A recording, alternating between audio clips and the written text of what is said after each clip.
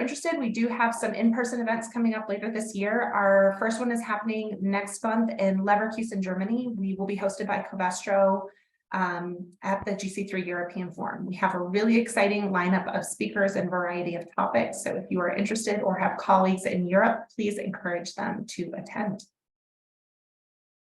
We also have an in-person meeting later this fall. If you're not able to travel to Europe, please consider joining us in St. Louis, Missouri. We'll be hosted by Millipore Sigma. And again, we are in the process right now of getting the agenda together. So if you have particular topics that are of interest to you, please do reach out and let us know. And if you're able to join us in St. Louis, we'd love to see you there. For those of you who are not familiar yet, we are in the middle of a rebranding of the Green Chemistry and Commerce Council. Our new name is Change Chemistry. If you haven't had a chance yet, please do log into our member portal and create your account. This provides you with access to member-only content if you are a member organization, and also allows you to register for events and find all of our most up-to-date information. We have some other great webinars coming up later this month. We will be doing a webinar with ChemForward and Apple on a low VOC solvent selection tool that was developed in the ChemForward database for helping companies look for alternatives that are lower VOC solvents. So please do join us for that. And then June 7th, we'll be doing a webinar on the implementation and adoption of the Safe and Sustainable by Design framework, which is very looking for ways to make it more actionable for companies in Europe. And we'll also be talking likely in June about a webinar on an upcoming project that we have in the PFAS space. So hopefully you are able to join us for those. And with that, I'm going to turn it over to Joel for our presentations today, but we have a great lineup of speakers from EPA. So Joel, I will turn it over to you. Great. Thank you very much, Jenny. And thank you everyone for being here today. So I'm going to just quickly give a little perspective from the GC3/Change Chemistry perspective on why we're doing this webinar today. So you could go to the next slide, Umama, please. So, GC3 or Change Chemistry is engaged in environmental justice for a while. I mean, just my own personal background is I spent much of my early career working in communities in Louisiana on issues around chemical accident prevention and community impacts from petrochemical facilities in Louisiana. So it hits near and dear to me.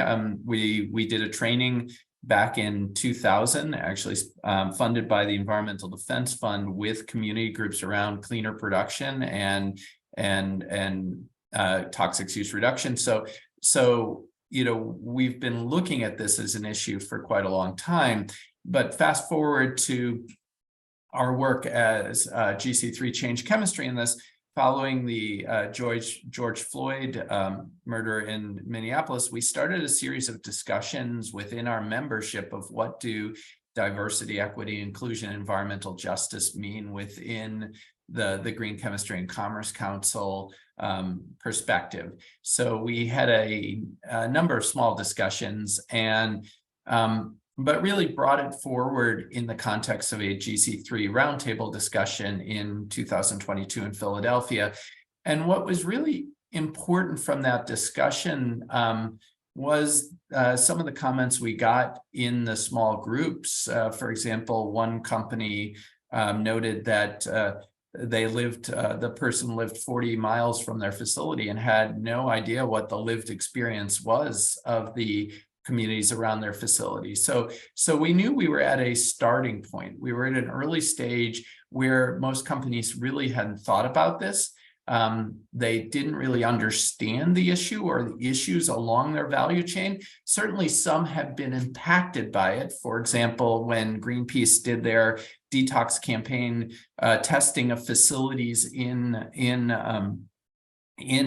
China to look at the emissions of effluent and contaminants in near communities, or in the electronics sector where e-waste had been highlighted as a toxic issue in Ghana, India, and China. So really putting together with the EPA's focus on environmental justice brought this, and then some ProPublica articles and others that highlighted actually some of our members and environmental justice concerns related to some of our members. So we are at a starting point. We did a workshop with the Department of Energy with AIDO in January it was on sustainable chemistry, decarbonization, and environmental justice. And what came out of that as well is that our early stage companies, one example was talking with the CEO of an early stage company who asked me, very sophisticated, been around for a long time, said, how long has this issue been around? I said, well, 1987 was the first United Church of Christ report. So I think there's really building in that understanding and then expanding out, well, what does this mean in practice is really important. And then our partner sister institute at UMass Lowell, the Sustainable Chemistry Catalyst, has been doing some efforts, and we are doing some additional efforts in this space. So next slide, please. So if we think about this, these are some of the broad areas of consideration, right? Restoration and cleanup of contaminant sites. So for environmental justice communities, this is often the most important, right? It's like when someone has a disease, the first thing they want to do is treat that disease and not not focus on prevention because they already have the disease. So this is really key for environmental justice communities. But we can think about it as multiple points. Minimization of impacts at production. So that would be feedstock or raw material to manufacturing of final product production. Minimization of impacts at end of life. Where do those products end up at their end of life? How do they impact communities? For example, we just did a workshop with the state of Washington on a chemical in tires called 6-PPD that creates a quinone and is killing coho salmon, which are a critical economic and cultural resource to tribes in Washington. And then accessibility. In EPA's grants right now in pollution prevention space are highlighting a lot about accessibility to safer choice products. And then obviously, Ali McPherson from the Investor Environmental Health Network, which is talking to chemical companies about what they're doing on environmental justice, is there are these reputation, investor, and liability risks associated with environmental justice or disparate impacts on vulnerable communities. So last slide, please. And so our EcoSchem project, which brought together a number of GC3 members along with environmental justice, academic, green chemistry, and government stakeholders, created a definition of sustainable chemistry that specifically highlights social justice in the definition, talking about minimizing cumulative effects on already impacted communities, avoiding trade-offs between communities, and ensuring that products and opportunities in sustainable chemistry, reach those communities that have had least access historically to those. So I'm going to stop there and say this is really important to us at Change Chemistry in the GC3. We really want to make sure that we are driving sustainable chemistry in a way that benefits those who have been most impacted by chemical pollution and doesn't create new risks for those communities as well. So I'll stop there and pass it to Janet from EPA. I think we were going to start with Karen and have her. Karen, sorry. Yes. That's perfect. Anyways, I want to start by thanking the Change Chemistry staff for giving EPA's Smart Sectors program the opportunity to open a dialogue on environmental justice with you all. So often lately on contentious issues, everyone goes to their corners and communications fully break down. So our social capital, right, the value derived from positive connections between people goes down. The networks of relationships among the people who live and work in a particular community, a state, an economic sector, or the country break down. And this dampens our ability to function effectively as a society. And this increases transaction costs all around. And we need to be able to lower some of these transaction costs in the environmental justice space. So this brings us to the first intention of today's webinar, which is really just to open a constructive dialogue with you in a safe space. You've probably heard EPA management speak a number of times on environmental justice and what EPA is doing. And the role of smart sectors at EPA is to engage industry, especially at the sustainable corporate policy and practitioner levels. And we want to try to meet you where you're at on environmental justice, to understand what you would like from EPA, and to begin to explore where we can go if we work together. Our second intention of talking with you today is to encourage you to look at environmental justice as a strategic investment problem to be solved, just like any other business problem. And we got to where we are today through a series of public and private investment decisions at the organizational and individual levels over many decades, even centuries. So to create prosperity at the base of the US pyramid, we need to make a hopefully speedier series of different public and private investment decisions at the organizational and individual levels. And some of you may recognize my reference to a line of work in a book from the University of Michigan's renowned strategy professor, C.K. Prahalad, The Fortune at the Bottom of the Pyramid. So I encourage you to read that book or read it again, thinking about how it can apply to the US. I would also encourage you to think about investment from the vantage points of the types of capital needed for sustainable development: human capital, built environment capital, natural capital, financial capital, and social capital. Yes, back to that. If you spent any time on EJ Screen or CDC's EJ Index, you can see through the indicators to where there is underinvestment in these types of capital in some communities. And it also becomes clear that any given organization, even if they have a shared value perspective, may only touch a few of these investment areas. So coalitions are going to be necessary to create sort of thriving communities and to move forward. Our third intention is to talk about a specific investment area, and that is of green chemistry, where we want to probe the synergies between green chemistry and environmental justice. And we want to look upstream and downstream and figure out what are those economy-wide contributions that green chemistry can make to decrease externalities, increase community prosperity, where those move together. The smart sectors and change chemistry staff welcome your input here on the path forward. Regarding lines of communication we have open, there's today's discussion. And I encourage you to come on video and share your insights and suggestions. You can also email any one of us that's hosting this meeting here. If you want to be anonymous, if you look at slide 4 of the pre-meeting materials, you will see a link to our online forum, XSleep. We're going to leave that open for 2 weeks to give people a chance to put input that they don't feel comfortable sharing online. We opted not to actively use this technology in this hour so we could maximize face-to-face time. But we do have it as an option going forward. It's really valuable where we want to do rapid ideation, brainstorming. You can see what other people are thinking, and you can sort of agree or expand on it. It's a very good collaborative tool. So I think with that, I will close out and hand the mic over to Janet. Karen, Joel, thank you so much. That was a really great overview of the intentions for our time today and what we hope to accomplish.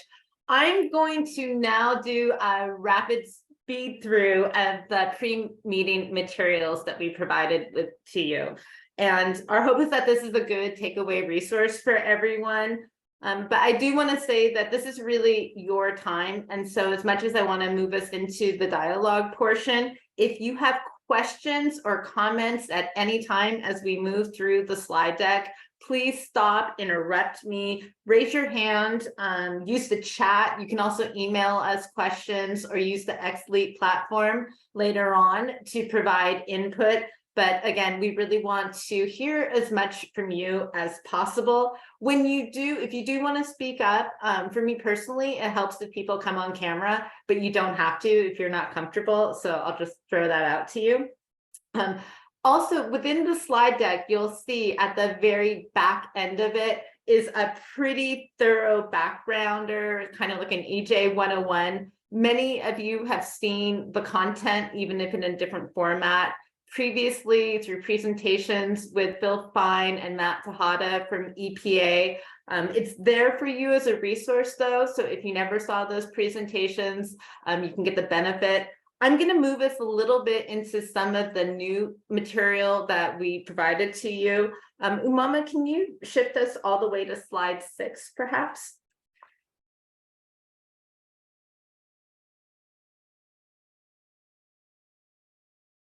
Six up. Oh, all right. Perfect, thank you. So on this one, it's what I call the carrot. And, you know, a lot of this is general and it refers to some issues that are more around the production and regulated facilities. But really, these issues affect companies all across the value chain, from your consumers, shareholders, employees. Everybody's very much increasingly mindful of social justice, even if not environmental justice.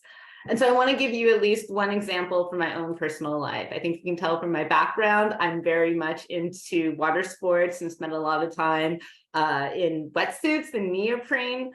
And one of the environmental justice cases that are working its way right now through EPA involves a facility in St. John's Parish in Louisiana. This is the Danka facility. It is the only manufacturer right now in the United States of chloroprene, which is one of the feeds into the making of neoprene material. And EPA found that the census tract where the Danka facility is located has the highest air cancer risk in the entire nation. It's 47 times the national average for air toxics cancer risk. And when they probed further, they found that 85% of the risk was coming from the Danka facility. So this is really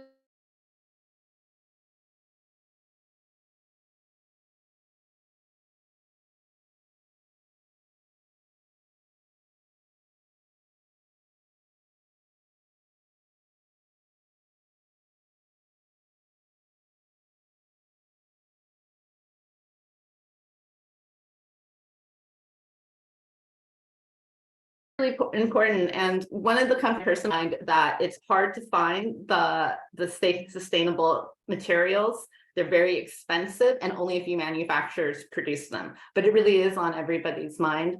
You know, the other thing I want to reflect on, and in listening to Joel's opening and in talking to some of the other companies that we've been interviewing for best practices and case studies, I'm very mindful and somewhat encouraged by the thought that the George Floyd murder really has resonated across all of the country and has been a huge motivation for people to think differently and to try to think very authentically about some of the issues that arise within the sphere of environmental justice. So I appreciate that that also has touched change chemistry and the membership here. We're hearing that kind of across the board.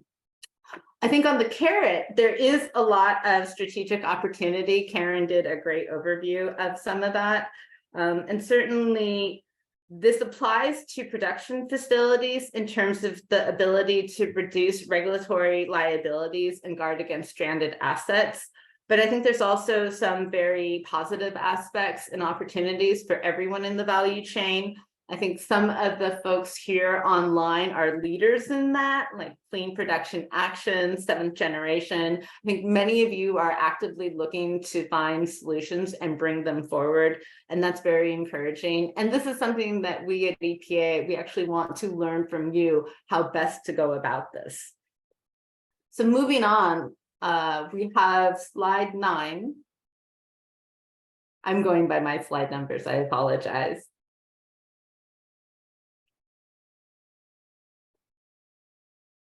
So this is a slide that we prepared that we are calling the green chemistry touch points. And I don't believe that they are complete, but it's a good starting point. And it shows some of the intersections where the chemical industry touches on environmental justice. So we're going to spend a lot of time with this and these ideas when we move into the dialogue. But maybe we can move forward to slide 11.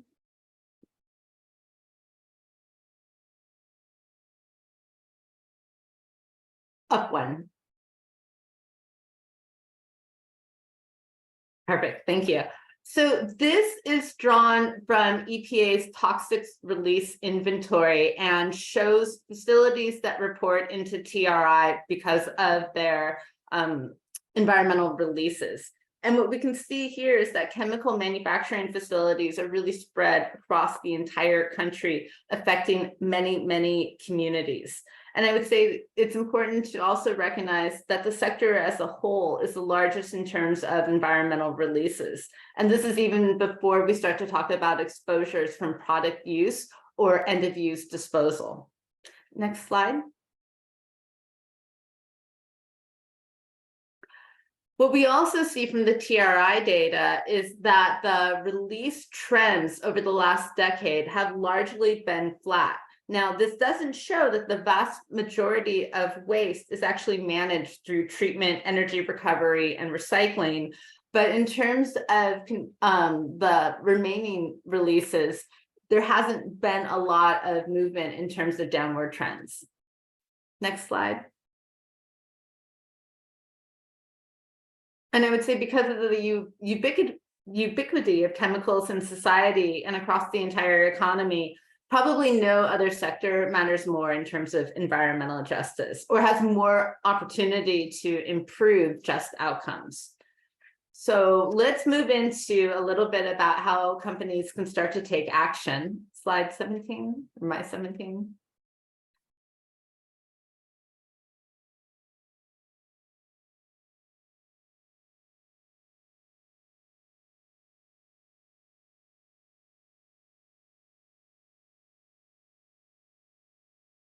One more, please. Perfect, this one. So to date, engagement on environmental justice has largely been bilateral, with communities talking to agencies and agencies talking to businesses. The missing link has often been businesses actually talking to different community members. We find that for businesses to do so, they need to build some sort of competency to be able to discuss the issues, whereas communities need capacity to be able to engage with everybody. And while I think most businesses already do often engage with their local communities, these interactions often aren't about the issues around environmental justice. So when we deal with EJ, it's often a form of enhanced engagement that is needed. A lot of the slides in the deck kind of go into a little bit more detail. Maybe then I'll move to the next one.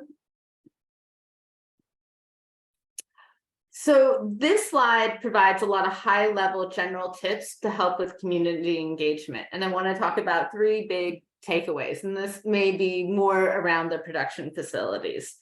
The first is engagement is not about announce and defend. If you have a project and you want to get it approved by your local permitting authorities, going to the community at that point and trying to announce and defend or educate away their concerns often is not received well. And so some of you may have already experienced that phenomena.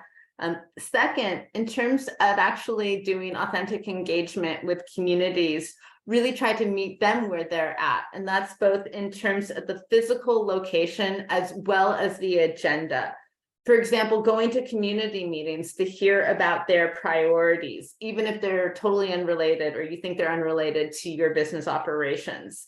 And informally asking to meet with folks, especially if you have community-based organizations near your facilities, also places of worship and other community gathering spaces. Often if you go and ask if you can meet with people and get to know their issues, they are very welcoming and agreeable to that. And it can help you build relationships that then can foster more sustained engagement. Third, and kind of across the board, I would say that both the private and the public sector really need to invest in community capacity to engage with others as partners. At EPA, it's very exciting. They just have established 17 different technical centers across the country to help support community-based organizations with these engagements, as well as getting access to grants and other funding mechanisms. And I think there's actually a lot of opportunity for businesses to similarly support these efforts. Now this is different, but very complementary to charitable giving. This type of community capacity building really is aimed at giving them the technical resources to engage in decision-making, both in terms of public decision-making, as well as to the extent that businesses are willing to do so, some of the business decisions. So let's move on to 19, or the next slide, please.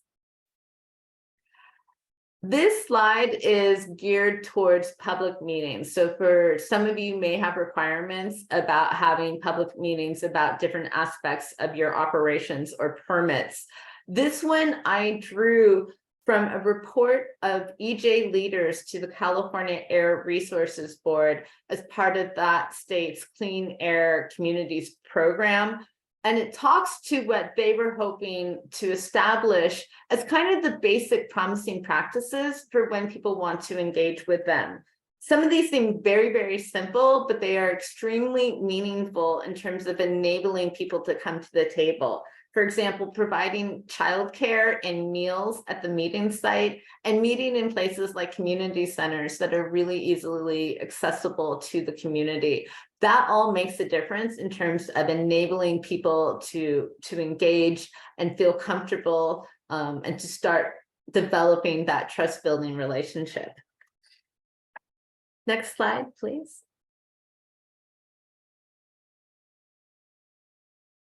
So this is a quick list of just some of the resources available at EPA and other websites to help you get started. We also have in the slide deck contact information for myself, for Karen, for Joel, Jenny, Mama. I really do encourage you to use smart sectors in particular. We're here to be a resource to you, and we want to be able to engage with you on these issues. So please feel free to reach out to us at any time. And with that, let me open up and see if people have any questions about the slides, either the ones that I've covered or any that you may have seen in the deck previously.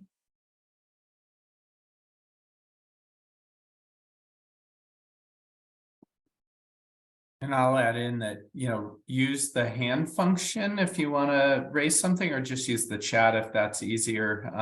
The hand function is under reactions. You can raise your hand.